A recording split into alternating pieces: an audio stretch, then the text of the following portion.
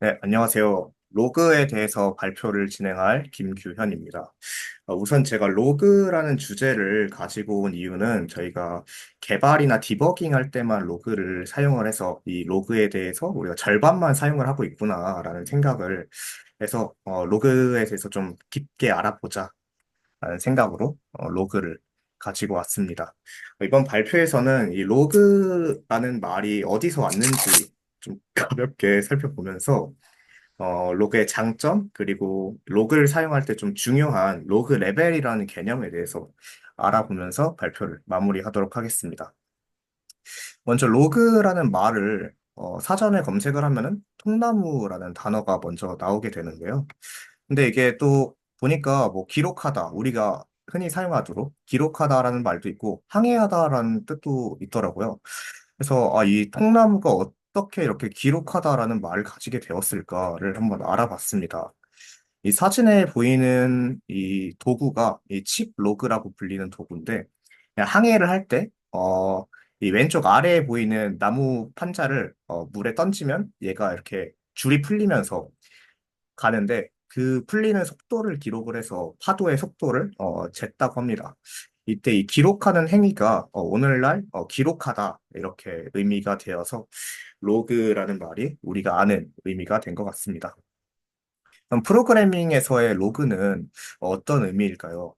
아무래도 우리가 만드는 소프트웨어에서 동작하는 것을 기록을 하는 것이라고 저는 생각을 하는데요.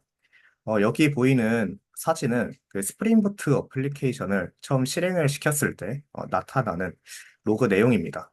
뭐 8080 포트에서 시작을 했다.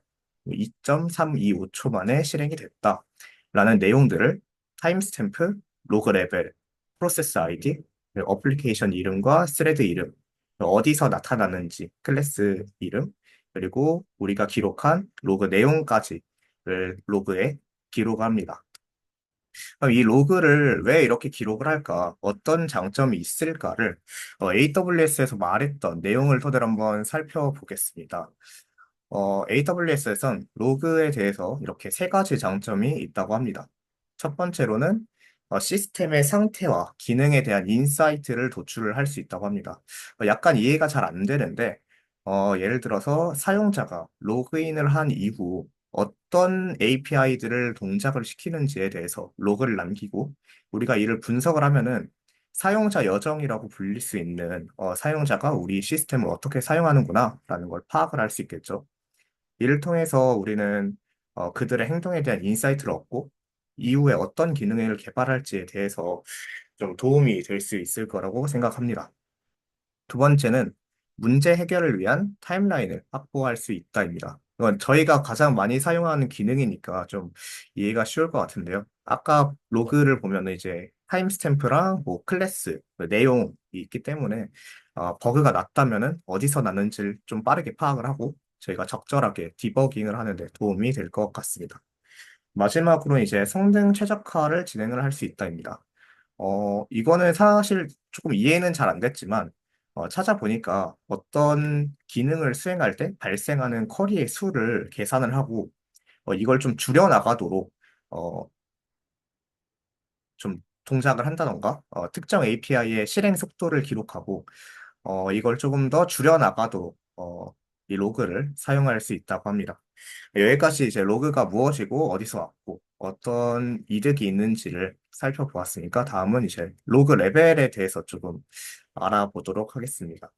레벨이란 이제 정도라는 말이죠. 각 로그 레벨은 이제 저는 각 로그가 담은 내용에 대한 중요도 혹은 뭐 심각도라고 좀 정의를 해봤습니다. 오른쪽에 있는 사진은 이 자바의 그 SLF4J에서 제공하는 5가지 로그 레벨인데요. 트레이스부터 에러까지 아래로 내려갈수록 조금 더 심각한 상황을 이제 기록을 한다라고 보면 될 것 같습니다. 그렇기 때문에 이 심각도에 따라서 개발자들이 적절한 조치를 취하면 될 것 같은데요. 예를 들어 에러 레벨 로그가 계속적으로 발생을 한다면 개발자들에게 알림을 보내서 즉각적으로 좀 조치를 취해라 이렇게 할 수 있을 것 같아요. 그러면 이제 각 레벨에 대해서 어, 어떤 수준의 심각도를 기록하자. 이걸 우리 개발팀에서 좀 합의를 해야 될 것 같은데, 이게 또 제로부터 시작하기에는 좀 어렵단 말이죠. 그래서 이 로그 레벨에 대한 좀 컨벤션이 있을까? 아니면 선배 개발자들은 좀 어떻게 하고 있을까를 살펴보면서 어, 발표를 진행하겠습니다.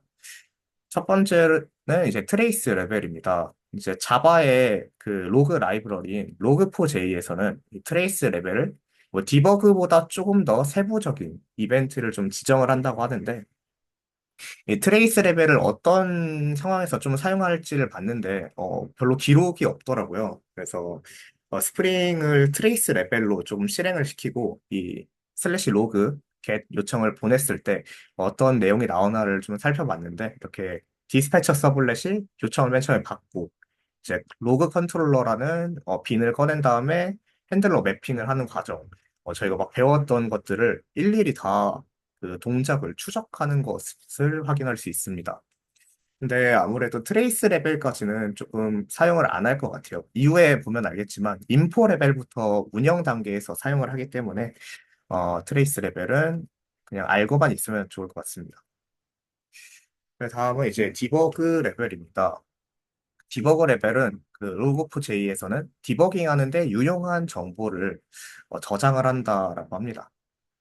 그리고 다른 분은 이제 개발이나 테스트 단계에서 이 기능이 올바르게 동작하는지를 좀 확인을 한다고 하는데요. 디버그 레벨까지 이제 운영 레벨에서는 사용을 안 한다고 합니다.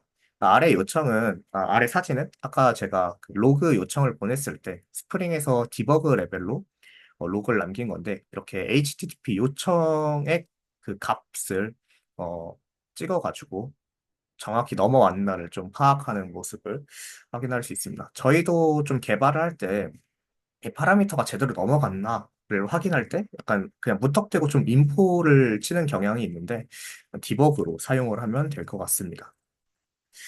그 다음으로 이제 인포 레벨입니다. 인포 레벨은 응용 프로그램이 진행 상황을 좀 대략적으로 강조하는 정보 메시지를 지정한다고 하는데요. 어플리케이션이 정상적으로 작동하는지에 대한 정보를 좀 남긴다고 해요. 이런 인포 레벨이 아까 전에 확인했던 그 사용자의 행동을 조금 기록을 해서 인사이트를 나중에 도출하는 데 도움이 될 것입니다. 그리고 추가로 외부 API와의 상호작용에 대해서 기록을 해서 제대로 통신을 하고 있나를 좀 볼 수 있을 것 같아요. 그 대표적인 예시로 이제 오어스2나 뭐 공공 데이터, 오픈 API 혹은 챗 GPT 같은 외부 API가 있을 것 같아요. 네, 그 다음으로 이제 원 레벨입니다. 여기서부터 이제 저희가 흔히 말하는 예외 상황에 대한 로그를 기록을 하는 건데요. 일단 원까지는 잠재적으로 유해한 상황을 나타낸다고 합니다. 원 때문에 즉각적으로 뭔가 어플리케이션이 기능이 실패하진 않지만 이후에 이로 인해서 문제가 발생할 수 있기 때문에 가급적 어째서 발생했고 했는지, 어떻게 해결할 수 있는지에 대한 상세한 로그를 남겨서 개발자가 이후에 조치를 취할 수 있도록 하고, 클라이언트에게도 상세한 원인을 제공을 해서 이를 피할 수 있도록 하는 것이 중요하다고 합니다. 대표적인 예시로는 제가 네이버에서 좀 해봤는데, 로그인 할 때 이제 아이디 패스워드를 틀린 경우, 뭐 유효성 검사를 실패한 경우와 같이 좀 일상적으로 클라이언트의 탓으로 인해서 문제가 되면 원 레벨을 사용할 수 있습니다. 마지막으로는 이제 에러 레벨이 있습니다. 에러 레벨은 어플리케이션이 계속 실행될 수 있도록 하는 오류 이벤트를 지정한다고 하는데, 약간 말이 살짝 와닿진 않았어요. 좀 더 살펴보니까 원 레벨보다는 좀 더 심각한 오류 상황이나 예외 상황, 그리고 기능 자체가 동작하지 못해서 즉시 조치가 필요한 경우에 사용을 한다고 하는데요. 그러니까 이 단계는 이제 저희가 스프링 부트를 켰다면 스프링이 죽지는 않지만 막 기능이 아예 동작하지 않는 경우를 상상하시면 될 것 같아요. 그래서 대표적인 예로는 이제 DB의 연결이 실패한 경우, 로그인을 뭐 한 번은 실패할 수 있는데 막 1분 사이에 100번씩 실패한다. 이러면은 뭔가 심각한 상황이겠죠. 그리고 결제를 하려고 하는데 뭐 클라이언트의 탓도 아니고 우리 시스템의 탓도 아닌데 결제사, 네, 토스나 뭐 이런 결제사의 문제로 인해서 결제가 실패한 경우가 있을 것 같아요. 일단 여기까지 로그 레벨과 그 예시를 조금 알아봤습니다. 이제 아까 봤던 그 원 레벨과 에러 레벨의 경우에는 그 발생 빈도에 따라서 이제 개발자에게 알람을 설정해 주는 식으로 어, 알려주고 이를 개발자가 조치를 할 수 있도록 사용하면 될 것 같습니다. 네, 이상으로 로그와 이제 로그 레벨에 대한 발표를 마치도록 하겠습니다. 질문 있으시면 질문 부탁드립니다.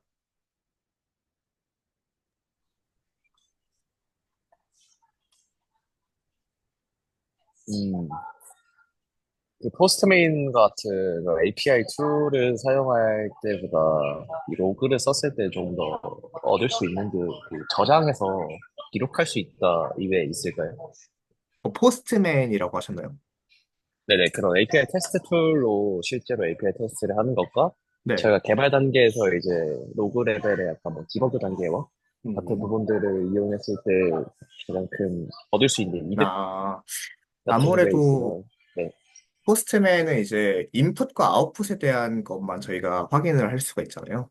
근데 로그를 남긴다면 이제 이거는 어플리케이션 코드 내에 남기는 것이기 때문에 어, 포스트맨을 사용하면 저희가 컨트롤러로 보내고 나오는 값만 알지만 이제 서비스 단계에서 어떻게 동작을 하고 뭐 리포지토리에서 어떻게 동작을 하는지에 대해서도 저희가 좀 더 확인을 할 수 있는 있다고 생각을 합니다. 뭐 대표적인 예시로는 그 캐시가 제대로 히트가 됐는지를 테스트하고자 할 때 뭐 예를 들어 서비스 레이어에 캐셔블 인터페이스를 넣고 그 서비스에 이 로그를 남겼는데 만약 캐시가 됐다면 그 로그가 안 뜨지만 이제 포스트맨에서는 성공적으로 똑같이 성공이 되기 때문에 그런 경우에 차이가 있다고 볼 수 있습니다. 네, 감사합니다. 네, 뭐 추가적인 질문 없으면 일단 여기까지 마무리하도록 하겠습니다.